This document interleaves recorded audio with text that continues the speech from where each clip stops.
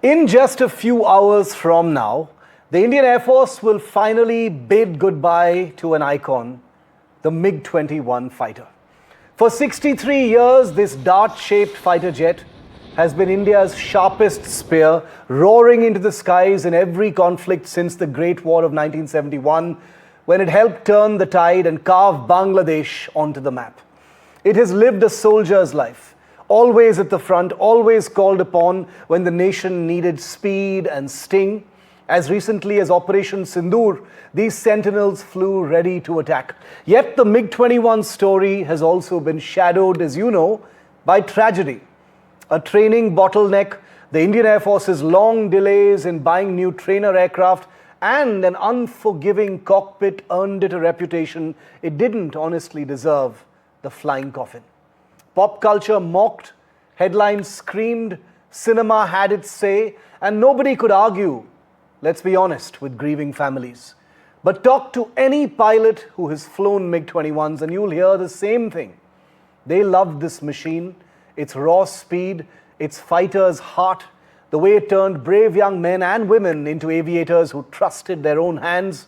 That love is why the MiG-21 stayed on our flight lines long after other jets were museum pieces. And now, as the last of them taxi out for their final salute in Chandigarh, we're not just retiring a fighter jet, we're closing a chapter of India's military soul. Tomorrow, the world's last MiG-21s lift off one final time, proud, unapologetic and beloved, flying into the sunset, leaving behind a sky that will never quite sound the same again. And Vishnu Shom is headed to Chandigarh for that final farewell of the MiG-21s. Vishnu, you're headed to bid farewell. What's on your mind? For more than 6 decades, the MiG-21 has been in service with the Indian Air Force, multiple variants of the jet. At a certain time, just a couple of years back, there would hardly be an Indian Air Force fighter pilot who wouldn't have flown on one of the MiG-21 variants. But times have changed, the jet is outdated, the nature of the threat that India faces from Pakistan and from China is evolving. China is acquiring not just 5th generation stealth platforms, it's acquiring 6th generation platforms as well. The MiG-21 is a Generation 3, Generation 3.5 fighter, so it's several generations older than what the state-of-the-art presently is. India finds itself in a particular bind right now. Air power is evolving all across the world and in our region as well. Aircraft like the MiG-21 needed to have been replaced many years ago. Yes, there is the Tejas fighter aircraft which will come in online a couple of years from now in the numbers that we seek. But even then, there are those who say that there is a technology issue which needs to be looked at very closely about whether the India can actually afford to induct the Tejas in large numbers or induct perhaps stealth fighters in the interim period. One way or the other, there's been a strong link with the MiG-21. India has fought several wars fighting with this particular aircraft. It has also had a large crash rate, a crash number. The Indian Air Force doesn't want to accept the words widowmaker, but it has been associated with the MiG-21. More than 200 pilots and others have lost their lives as a result of crashes. It's been a difficult aircraft to operate. So it's a mixed sort of bag, a mixed legacy in a sense for the Indian Air Force. They clearly want to look at the future, but also in a sense look fondly back at the workhorse of its fleet, the MiG-21.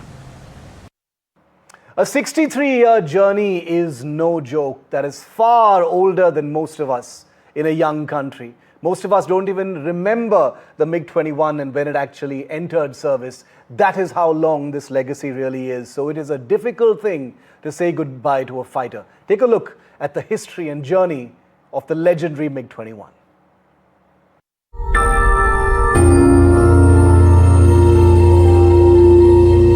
No journalist in India has flown in more fighters.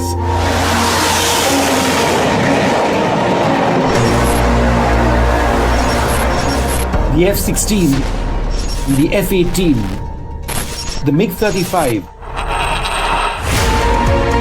the Su-30 MKI, the Sea Harrier, the Tejas, the Gripen, the Mirage 2000.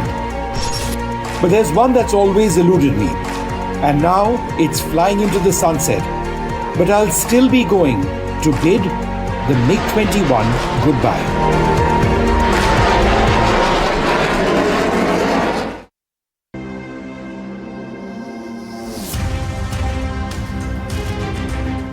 Tomorrow, Friday the 26th of September, will mark the end of an era for the Indian Air Force, one that's lasted more than 60 years.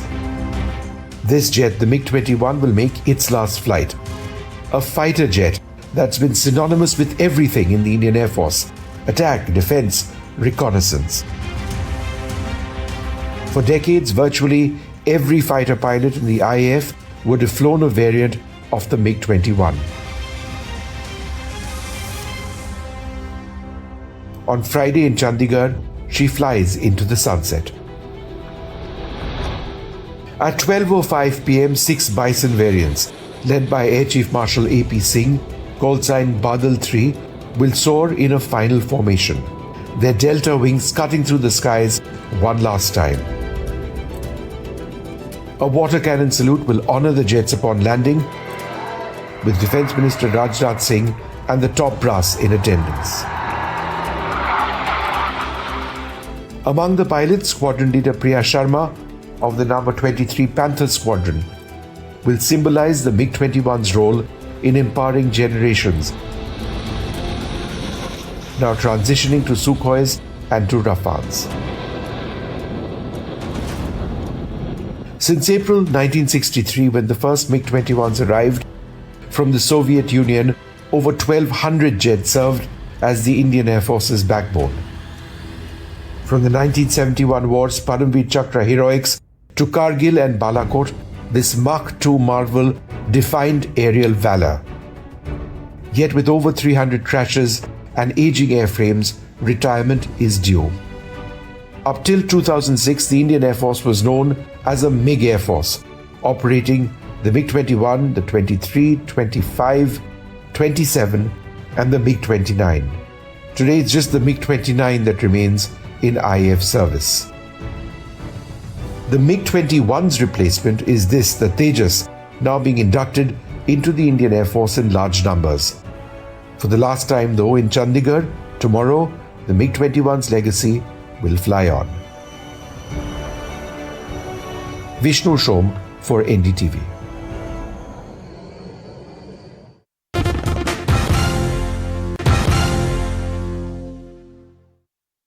A veteran, legendary MiG-21 pilot with thousands of hours on the fighter, someone who flew the jet in combat and then rose to become the chief of the air staff, spoke to Vishnu and me on a podcast very recently, and it has rapidly become one of the most listened to and most watched videos of a pilot in a MiG-21 cockpit. This is Air Chief Marshal B.S. Dhanoa in conversation with Vishnu and me.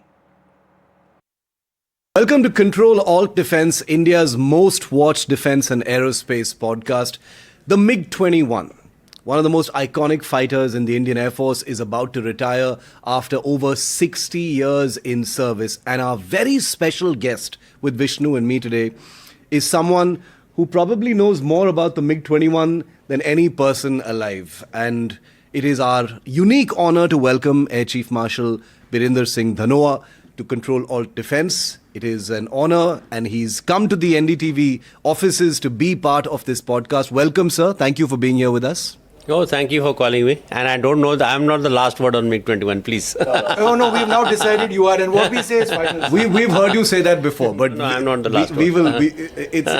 And that proves to us that you are the last word. But anyway, we'll put that aside, and this podcast will prove something else. It's incredible, Air Chief. We'd like to kick it off by obviously asking you about your thoughts, your sentiments, from your young pilot days through, all your flying time. The MiG-21 has been such an integral part of your life as a pilot. Your feelings with an end date finally in sight for the MiG-21. See, there were various variants of the MiG-21, and the most advanced variant of the MiG-21, the Bison, is going to retire, and other variants have gone. Like my aircraft MiG-21 MMF retired on December 2019, 3 months after I retired.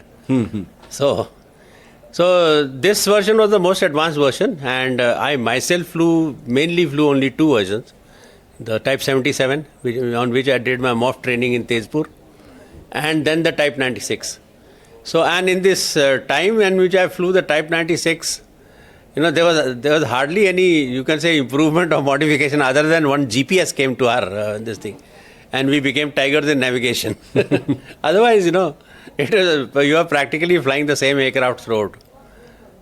Very demanding, but a very, very, very good aircraft. Amongst its peers of that time, that is the Phantom F4 and the Mirage 3, it was the most maneuverable aircraft. Chief, give us your favorite MiG-21 story with you at the controls.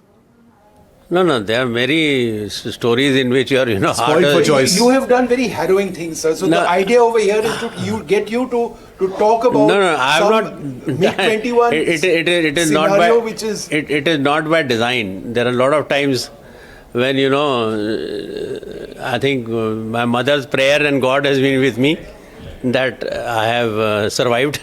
So, I remember once I got airborne from Jamnagar, the runway 24. And in Jamnagar, what happens is, because we have the range next to us, so unlike a normal one in which you turn after 1 minute and 15 seconds for any navigation, for 24 you should turn after 45 seconds, so as not to go over the range. So I was turning at 45 seconds, and we were doing MOF conversion of some pilots. So this guy was rolling into the dive to fire his weapon, and the guy had got delayed. In fact, he should have aborted. He didn't abort. And when I turned to the left and I saw him, I just saw his tail. I knew black tail. I also knew it was my squadron aircraft. I was the flight commander. I kept my mouth shut. I didn't tell anyone that I had such a near miss. Wow. It was so close that I didn't see the full size of the aircraft. Okay, then of course he went into the dive, and then when I came back, I let him have it. Wow. So, near miss. A lot of times. Just a few feet away from him. Yeah, like this. I was turning like this, and he was like that. and it was so big that I could see only his tail. Right. That we are that close to each other. Incredible. Tell us more stories, sir. No. What stories you want to know? Tell us more exciting stories of you in the MiG-21. One of the most exciting stories that MiG-21 pilots tell us is often landing. And the first experiences of a young pilot in landing something at more than 300 kilometers per hour. When as far as MiG-21, I told you it is one of the highest landing speeds in the world. It is like when you are about 500 odd kilometers on downwind, then 450 kilometers, 400 kilometers. You can convert it into knots, whatever 190 knots or something is the speed that you roll out on finals. And thereafter, there is a variable speed approach. And you flare out with 320 kilometers per hour. So, if you convert it into knots, it is far more than what the Airbus, 140, 45 knots that they flare out on. So, it was a high-speed aircraft. And not only that, the speed used to change every 100 meters. There was a height-speed combination. Okay, like 300 meters AGL, you were 400, 200 meters AGL, you were 380, 100 meters AGL, you were 360. Then the blown flaps used to cut in, and the last 100, crossing the fence 340 and flare out 320. Now, this whole combination had to work out right. Now, we also had, after, I had introduced it as the CO, but thereafter it came throughout the fleet, that there were cutoffs. Like if you crossed 100 meters and you are 380, you go around. You don't try your skills in trying to land the aircraft after that. So, it's a variable speed approach. Unlike now, as you know, I've flown the Airbus simulator. Yeah. You fatigue, you tell the guy the system, and they maintain the speed to the knot. And fixed speed right through. Here in our case, we had to do everything ourselves, and the speed was variable all this time. And trying and doing all this in poor visibility, in which you don't want to look inside because you lose the runway. So, there are a lot of these, you can say, heart in the mouth situations when you fly a MiG-21. Take us through, Air Chief, the first time you sat in a MiG-21. Recall that for us. What was that like? What had you heard about the aircraft? What were you anticipating, and what was that first flight for you like in a MiG-21? See, our trifurcation in fighters to MiG-21, Sukhois and Nats that time took place in Kalaikunda, Hunters, when we were in Hunters. We had opted for MiG-21, and 10 of us were sent for MiG-21. So surprisingly, first time when you sit in that side of the MiG-21 is when it is in the hangar. You're not flying. You're sitting inside and you are trying to learn your checks, procedures and emergencies. Because you have to know it backwards. And then you have to pass that gen test, in which you're supposed to get 90% in aircraft gen and things like that, checks, procedure, and 100% in emergencies. If you fail, they don't let you fly. So first time you sit is in the hangar. You don't sit in the when you are flying. And then you, of course, first time you go, you sit in the two-seater. That is in the trainer in the front cockpit with somebody who supervises your start. And actually the thing is that, there is no time for feelings because you got so many things to do. You are just trying to make sure you don't do anything wrong. Okay, so I mean, there is no melancholy or, sentiment. No. Sense of longing. No, nothing. You are very busy. How would you look at that day when it finally happens? About 2/3 of all IAF pilots have been MiG-21 pilots at some stage. Would you bittersweet for you? I mean, those are my words. How would you look at that day? A lot of nostalgia, and the question is, our heart is there. But the mind should say very clearly that it was time that it has gone out. Right. Because, in a battle environment of today, it became difficult for it to survive. After your rejection, Chief, how did your family deal with you getting back into the... I want to know that as well. That is a very interesting thing, you permit me some time. Yes, please. You see, I told you, our squadron, I used to call it the 101 Para Brigade because we had 8 ejections in a span of 3 years. So, there was this flying officer, that time was Flight Lieutenant Nandi. The guy ejected over in Ambala when he was doing an air test or something. So, the CO, late Jeffrey Bicaro, he was getting airborne in a fighter to go and have a look at him in Ambala. So he got airborne from Sirsa and he had a body ejected over Sirsa. Oh man. So the wife, I believe, I was not in the squadron at that time. The first person to tell her was a Dhobi, कि साहब का accident हो गया. So she said, no, Nandi साहब का accident हो गया. कहता Nandi साहब का अम्बाला में है, साहब का यहाँ पे हो गया. Oh God. So after that we had a system. We had a system in the squadron that we isolate the lady, made sure the Dhobi doesn't go and tell her something. Okay, so they keep the Dhobi away from the squadron. Anyone. So they isolated my wife. I was newly married for 6 months. She had no clue what I was doing, and then till the time the ambulance reached me, I was safe and sound. And then she said I found it very awkward that I saw the CO and his wife coming, then I saw the station commander and his wife coming.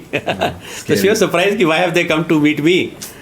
So that is when she came to know he is ejected and he's fine and we are getting him to the hospital. Normally you prevent other people from dropping the bombshell. Yeah. Final question then, Chief. You retired as the Chief of the Air Staff 6 years ago, 2019. This is a question that I see a lot of people asking pilots and veterans. It may sound like a silly question, but believe me, people are curious about this. If you got into a MiG-21 right now, would you need to familiarize yourself or would you be able to fly it immediately? No. Lot of familiarization. Yeah. You see, when I was the chief, when I used to fly as the chief, I used to call a youngster from the squadron. Okay. Okay, he used to sit in front of me in the chief's office and I used to open the flip card. Checks, procedures and emergencies, I used to tell him. He used to call out an emergency, I used to read it out. And then he used to say, sir, this you have missed. Then I had gone to Hindon, there's a ejection seat simulator there. I've done that also. God forbid if I have to eject, my hand should not get broken with those arm guard.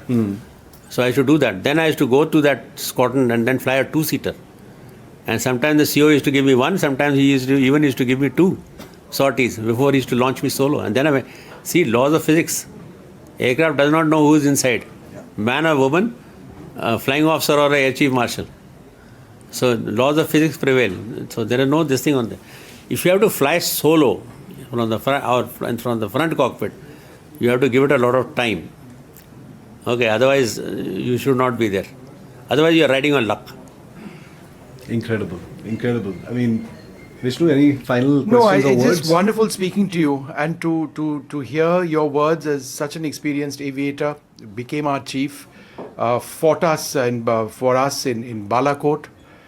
Your experiences on the MiG-21 and what a platform it's been. But it's time to say goodbye, and I think we're happy to say goodbye. Lots of memories. Friday morning in Chandigarh is when the last of the MiG-21s finally fly for the last time. It's incredible. Not just the last Indian Air Force MiG-21s, but the last MiG-21s anywhere in the world. It's a big, overwhelming moment, and NDTV will be there to bring you every second of it. Thanks for watching.